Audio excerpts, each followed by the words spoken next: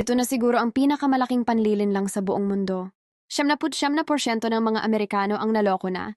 Marami ang akalay ang mga taga-Thailand ay nagtatanim ng papaya para lang sa bunga. Mali! Ang tunay nilang habol ay ang puting dagta na lumalabas sa hilaw o murang papaya. Ang puting likidong ito ay mas mahal pa kaysa sa ginto at diamante. Isipin mo, 10 gramo lang ay pwedeng ibenta ng higit sa $1,000, katumbas ng mahigit 50,000 piso. Siguro'y magugulat ka. Bakit ganon kamahal? At para saan ba ito? Kapag ang papaya ay hilaw at matigas pa, hinihiwa ito ng mga magsasaka gamit ang matutulis na kutsilyo. Mula sa balat kusang lumalabas ang maputing dagta. Maingat itong kinokolekta ng mga manggagawa sa maliliit na espesyal na bote.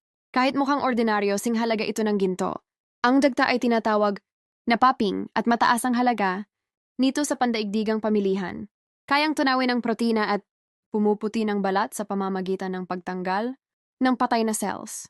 Ginagamit ito sa mga mamahaling skincare products at spot treatments. Bukod pa rito, ginagamit din ito sa paggawa ng meat tenderizers, gamot para sa pagtunaw ng pagkain, at maging sa ilang operasyon sa medisina.